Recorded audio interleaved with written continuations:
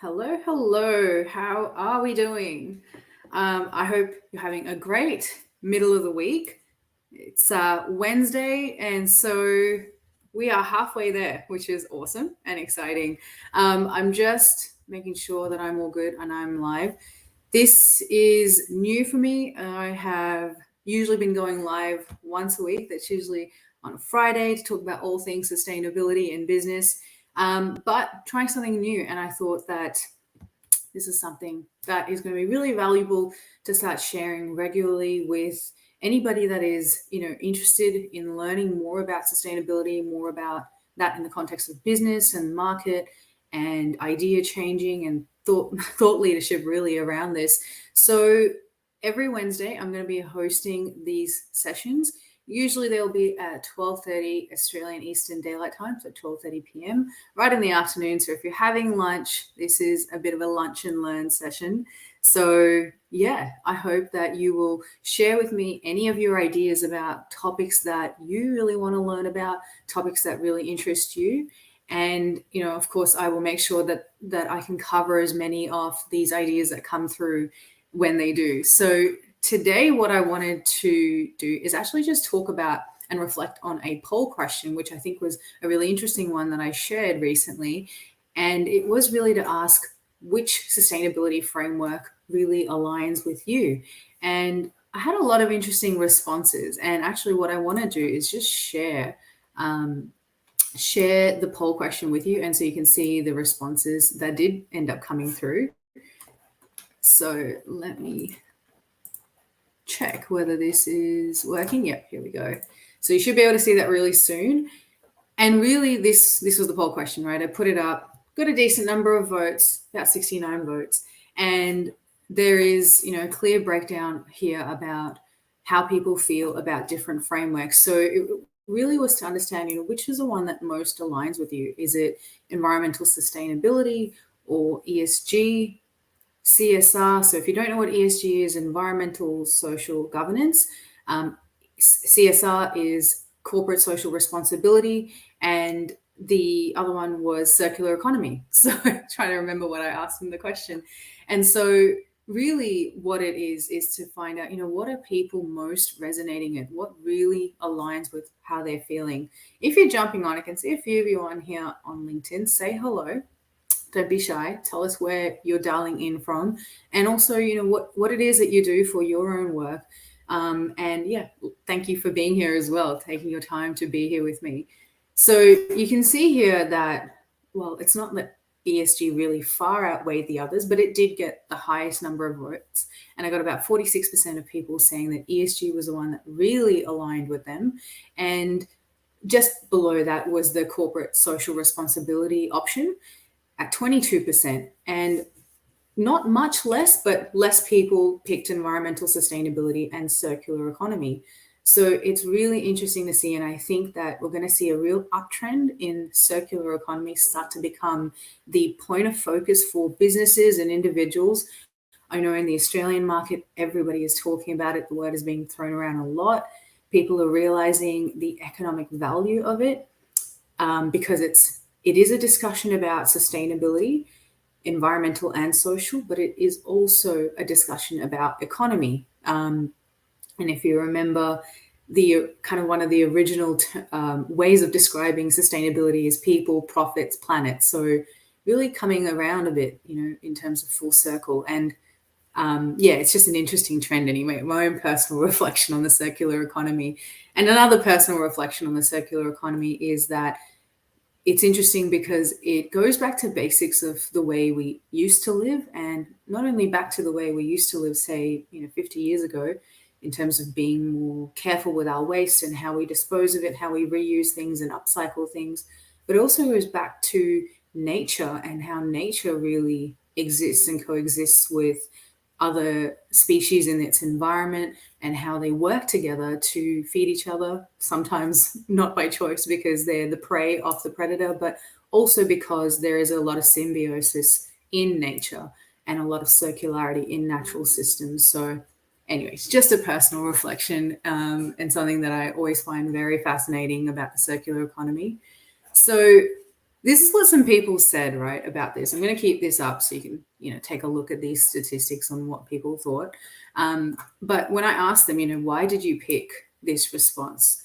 There was someone that said, look, ESG, it's more focused on business, gives you measurable results, goals, targets, and it's stakeholder centric.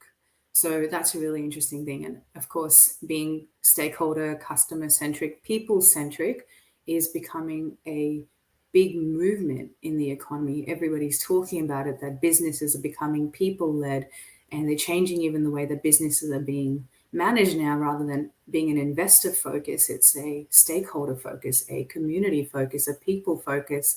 So that's an interesting one about this comment around ESG.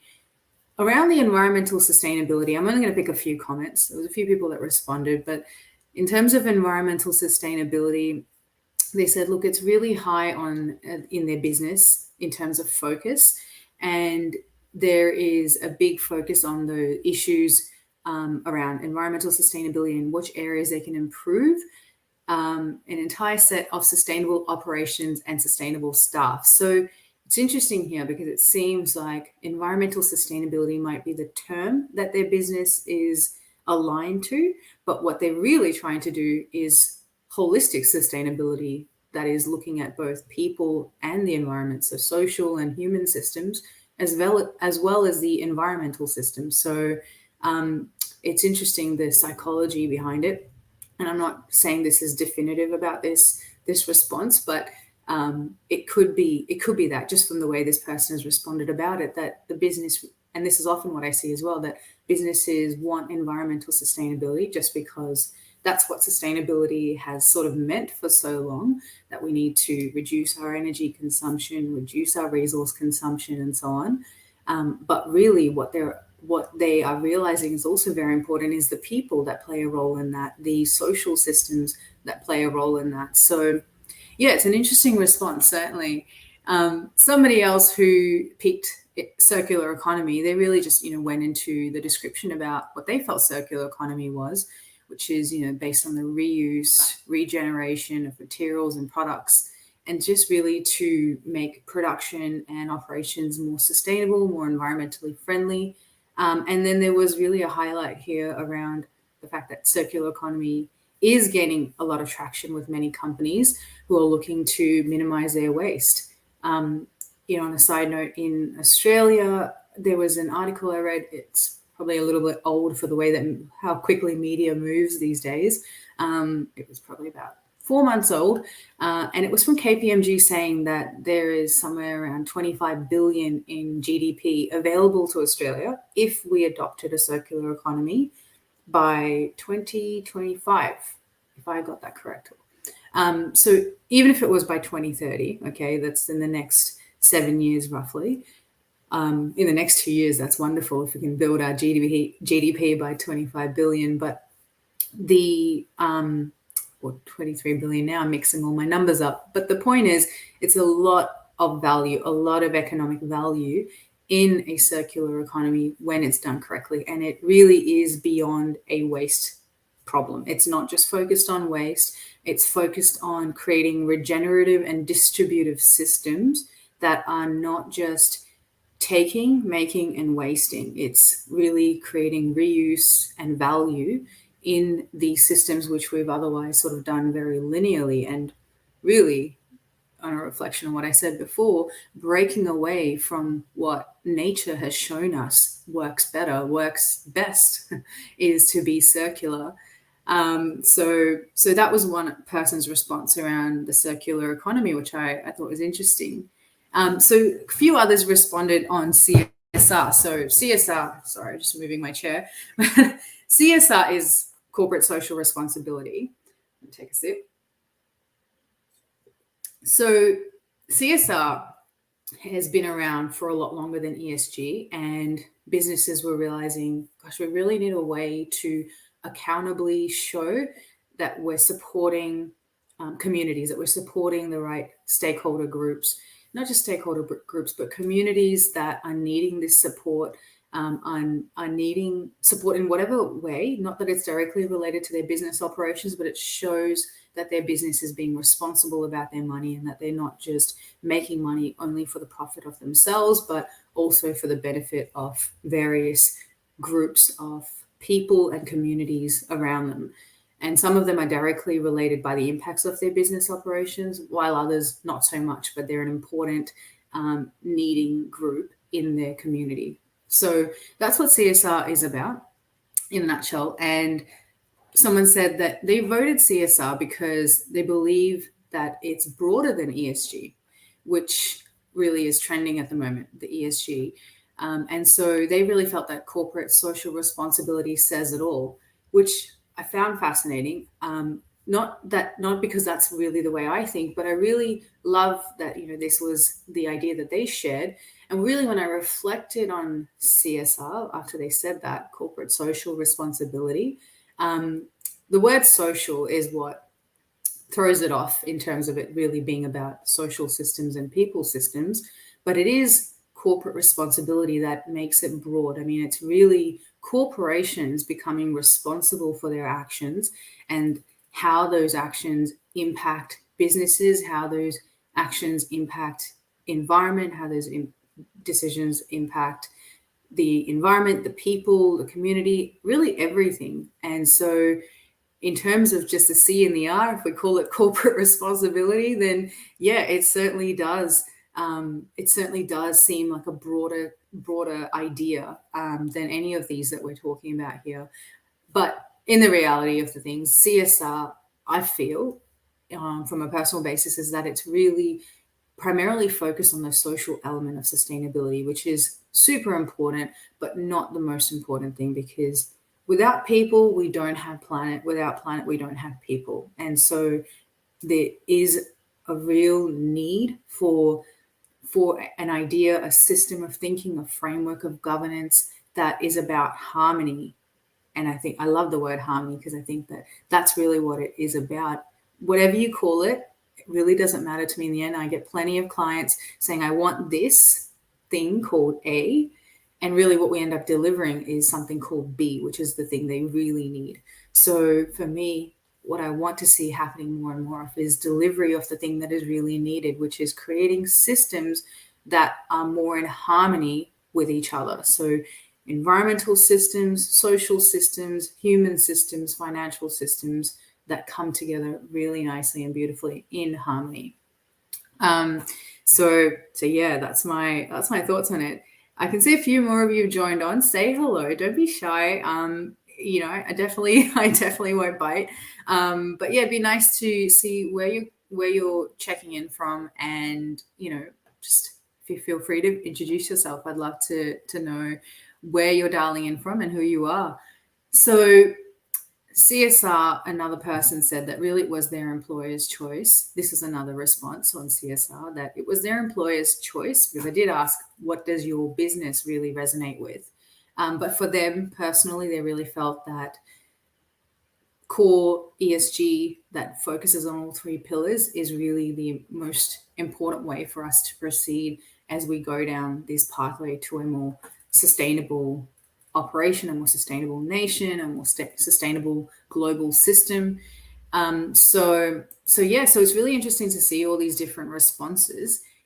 If you're having any thoughts about any of these, right? Environmental sustainability, CSR, ESG, circular economy. If you have any thoughts about this, share with me what you think. Maybe you have an idea that is beyond this. I mean, I was only able to pick 4 options for the poll. There's certainly more ways of thinking about sustainability. For me personally, kind of really to summarize how I feel, is really what I said before, that it is about creating harmony between the different capital systems. And, the different capital systems are not just sort of what we've known in the past. There's actually 4 that I think are really key. One is the environmental capital system. The one is the environmental or / natural capital system. One is human capital, social capital, and financial capital. And I think that creating ways of operating, of doing business, of interacting with each other, where these 4 systems are in harmony with each other, is what is really going to help us not only reduce our impact on the environment, which is obviously one of the key things here. It's certainly going to help us bring more diversity, inclusion, or inclusivity, better treatment of various people and humans, really, who are a big part of making these economies work, making these businesses work. But I lost my train of thought. What I was saying is, it's not only about reducing our impact on the environment, but it's about treating people well in the way that they deserve, with their basic human rights and beyond. As well as, and this is the best part, is that we don't need to do all of these great things without profitable benefit, economic benefit. There is also an opportunity for economic benefit. And that's why we need to marry all of these things together harmoniously to have a harmonious outcome. So you're going to hear the word harmony a lot, harmony in some sense, because that's what I feel is the core of all of this, is bringing harmony to all of these systems. So I haven't seen any questions pop up. I see a few of you still on here. No questions. That's okay. But if you have one, you can shoot it to me later on. That's also fine. I'm happy to respond on anything. But what I wanted to say in terms of which of these four, I really think, so I'm going to actually stop sharing because you've seen the poll, right? You get the idea. Now you can just sort of look at me. Hopefully that hasn't bored you already, but I wanted to just say which of these four I would have picked and why. So ESG for me is really the thing that will, and actually this is a hard one actually even for me to pick, because I really think that it's an amalgamation of two of these. It's an ESG, so an environmental social governance framework that has a very close focus on circular economy. And I think that bringing those two together is really important, because when we focus just on ESG, we're certainly focusing on reducing our environmental impact and our impact on social systems, and making sure we're making better decisions about our money, about projects, about the market, about expansion, all of those things. But having a circular economy lens over the top of all of this is really important to also really ultimately bring value back to a very wasteful way of operation. So that's what the circular economy does, is it brings value to otherwise kind of very neglected systems. And so I think that an ESG framework is the way to go, with a circular economy lens over the top of it. And so it is complex. It's not simple to do something like this. It certainly takes time, it takes effort.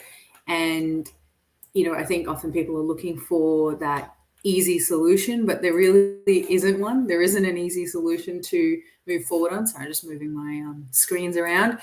There isn't an easy solution on this, but it is an important one that we should be spending time on, should be spending our effort on. And that's why these are my thoughts around this, is that we need to be adopting proper ESG frameworks that prioritize circular economy. If any of you have any thoughts about this, let me know, because look, potentially I could go for 30 minutes talking all on my own, but also I don't really want to. I want to hear from you guys. I'd love to hear your thoughts. While I wait for any questions to come through, or I'm not going to wait, but I'm going to keep you guys entertained, is I wanted to sort of talk about some key elements about ESG, or sustainability frameworks in general. One of the things that businesses have to absolutely prioritize in the beginning of when they're starting this journey is to understand the key material impacts in their business. So in order to do that, you have to do a proper materiality assessment. And so that is about asking the right questions, the right stakeholder groups, that's both internally in your business as well as externally, and understanding what it is that they are going through at a sort of a frontline level, and what issues they're identifying in their jobs or in their dealings with your business, And so they'll then be able to identify which are the most important issues that maybe otherwise you had neglected as a business. I've just been told by one of my dear friends who's here on the live that there isn't a way to ask questions. I would have thought that there is just a comment section. So it's not like a specific question box as such, but there's a comment section on all lives. I'm certain there is. I've been doing lives for a little while, and I can see one anyways coming up on my phone because I was checking that I am live and I can see my face while I talk to you. But I'm certain there's a way to ask questions just by putting it in the comment box. So just if you're unsure, drop it in the comment box. Hopefully you can see that. If not, my friend will let me know. But yeah, what I was saying is materiality assessments, understanding those key material impacts by actually talking to the right stakeholder groups is what will help you then say as a business, actually, for a long time, we have neglected opportunity X. And certainly that's something that we need to no longer do. We need to make sure that we start to consider that opportunity, because this stakeholder group and that stakeholder group has certainly shown that there is an importance around opportunity X. So that's what a materiality assessment is about. And sorry if I got distracted in between, is because I've been told there is no comment box. So sorry about that. I do apologize. I'm not sure what the reason for that might be. It may be a StreamYard issue because I am using StreamYard to go live. I'm not sure. I will check and next time make sure that it is available for you guys when you join me, hopefully next Wednesday for our next session. But of course, as I said, you're always welcome to shoot me a message about this session or about a topic that you think would be good to be covered. I'd love to hear from you. So at the start of an ESG framework, doing a materiality assessment is really valuable and very important. Then there's certainly lots of steps in between in terms of, understanding current operations and assessing the gap in the business and in terms of where they are and where they want to be, understanding where the market is, setting those sustainability metrics and building out a roadmap and so on. So those are all sort of, typical but also really important steps to take. But I just want to highlight some of the really important ones that I feel. So at the start, that materiality assessment is one. And towards the end, something that I think is really important, something else that's really important at the start is also ensuring that we select the right steering committee or committee of champions who are assessing sustainability, who are driving these sustainability initiatives, or at least who are championing the process of this ESG roadmap of implementation.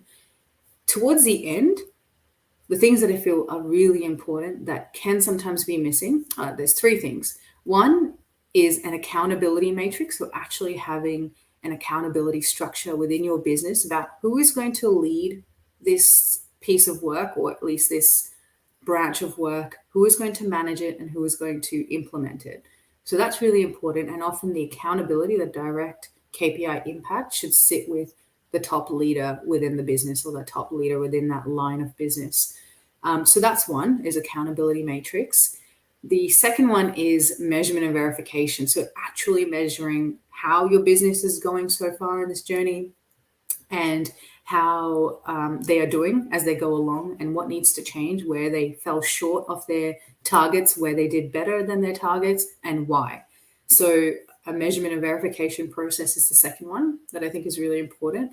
And the third thing that really happens, it should happen sort of along the ESG development, but this one is about engagement and communication. So again, it touches on the steering committee, but it's really about who within the business, outside the business, are we going to engage with and bring on board to drive this, but also how are we going to communicate this journey and how are we going to rally our employees by, including them in this process and encouraging them, empowering them to be a part of it, whether it's by direct input or even indirect input, whatever it may be. But that engagement and communication piece is really valuable for achieving that. So those are the three things I think are really important.